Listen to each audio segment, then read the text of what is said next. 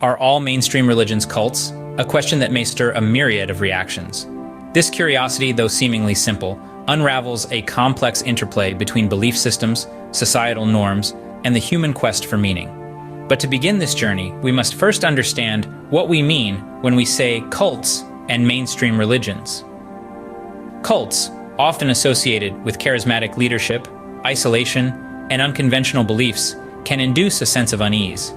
On the other hand, mainstream religions, with their historical legitimacy, widespread acceptance, and integration into societal norms, often enjoy a level of comfort and respect. Yet the lines between these two categories are not as clear as one might think. Can we really draw a clear boundary between mainstream religions and cults? Or do these definitions merely scratch the surface of the complex world of religious movements? To explore this further, we need to delve deeper into the definitions and understandings of both cults and mainstream religions. If you're enjoying this deep dive into the complex world of religious movements, hit subscribe, give us a thumbs up, and we'd love to hear your thoughts in the comments below. Your support and engagement are what make this community so special, and we're grateful for each and every one of you. Thank you. What distinguishes a cult from a mainstream religion?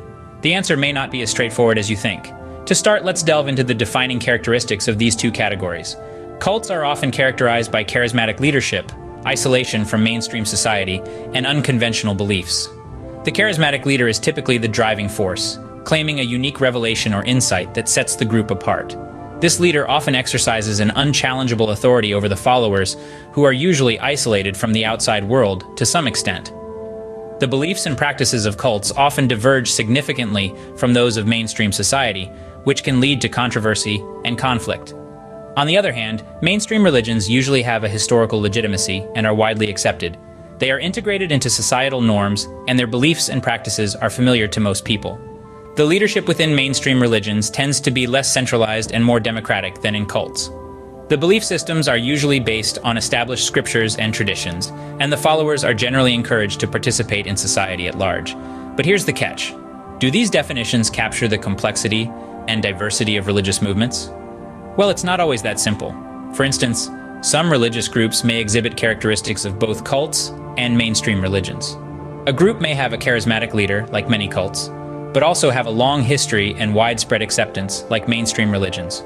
Similarly, a mainstream religion may incorporate unconventional beliefs or practices in certain branches or sects. Moreover, the terms cult and mainstream religion carry different connotations. Cult often has negative implications associated with manipulation, exploitation, and harmful practices. Mainstream religion, in contrast, is generally viewed in a more positive or at least neutral light, seen as a standard part of cultural tradition and personal identity. But the overlap between religious movements makes it difficult to draw a clear line. This ambiguity raises an intriguing question.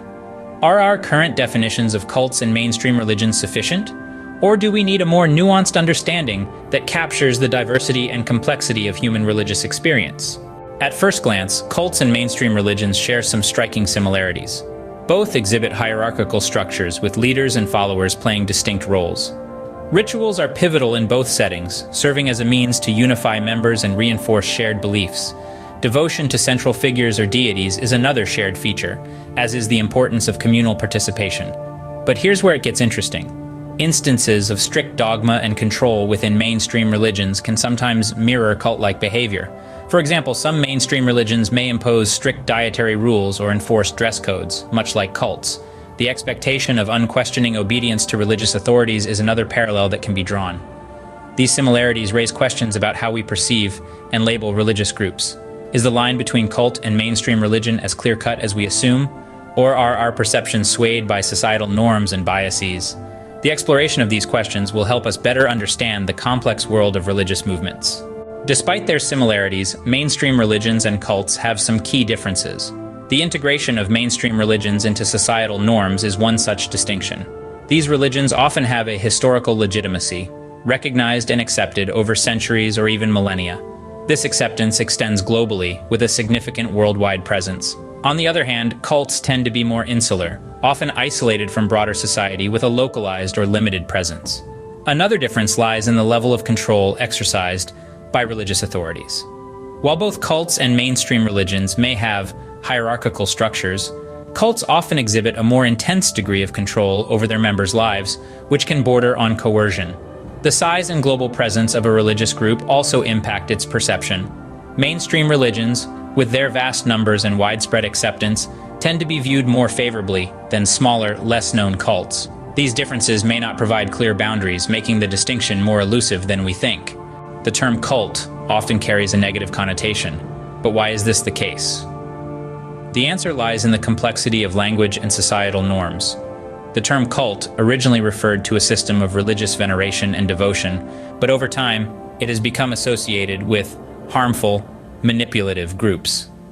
This shift in meaning illustrates how societal perceptions can change and evolve. Now let's consider the intriguing cases of new religious movements that have transitioned from being labeled as cults to gaining mainstream acceptance. One notable example is the Church of Jesus Christ of Latter-day Saints, commonly known as the Mormons. Initially seen as a fringe group with unconventional beliefs, it has grown to be a globally recognized faith.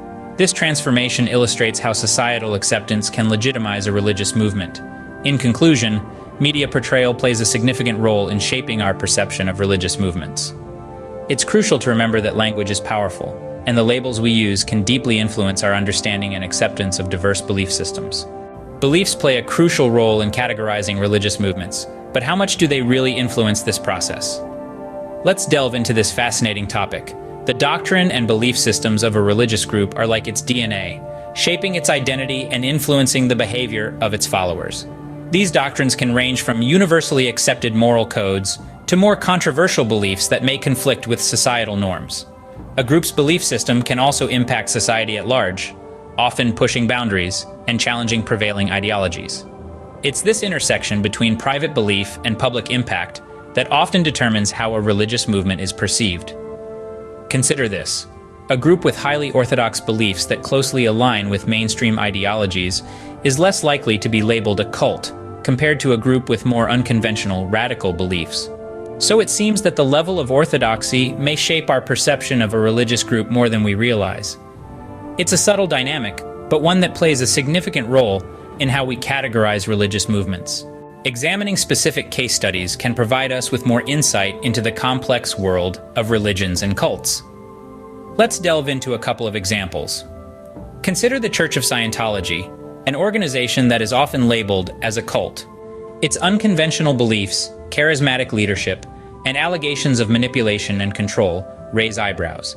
Yet, it has achieved a degree of mainstream acceptance, largely due to its high-profile celebrity adherence and legal recognition as a religion in certain countries. Contrast this with Catholicism, one of the world's oldest and most populous religions.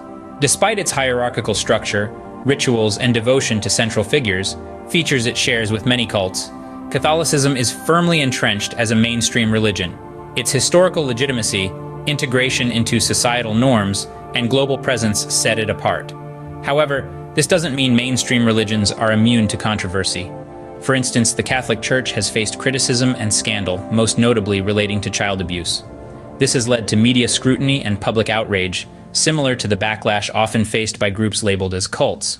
In both these case studies, we see the influence of media representation and public opinion. The Church of Scientology is often portrayed negatively in the media, reinforcing its cult-like image. On the other hand, despite the controversies it has faced, the Catholic Church maintains its mainstream status, partly due to its historical significance and widespread acceptance. Yet it's not just about how these groups are portrayed, but also their societal impact. Mainstream religions often play a significant role in shaping societal values and norms, while cults can disrupt societal harmony by promoting unconventional or controversial beliefs. This isn't to suggest that all cults are harmful, or that all mainstream religions are benevolent. Rather, it emphasizes the complexity of religious movements and the difficulty in drawing clear distinctions between cults and mainstream religions. The labeling of religious groups is influenced by a variety of factors, including societal impact and media portrayal. After examining the complexities of religious categorization, we return to our central question: are all mainstream religions cults? We've delved into the defining characteristics of both cults and mainstream religions, exploring the murky waters of their similarities and differences. We've scrutinized the impact of societal perception, media portrayal, and the pivotal role of doctrine and belief systems on how we categorize these religious movements. We've also analyzed case studies, providing real-life examples that both support and challenge our preconceived notions. But as we've seen, the lines between cults and mainstream religions can often blur, making the distinction more elusive than we might initially think. So we pose a final question. In navigating this tangled web, what criteria can we establish to meaningfully distinguish between a religion and a cult? Is it merely a matter of size, acceptance, or is it something more profound? We invite you to join the discussion. Share your thoughts and perspectives in the comments below.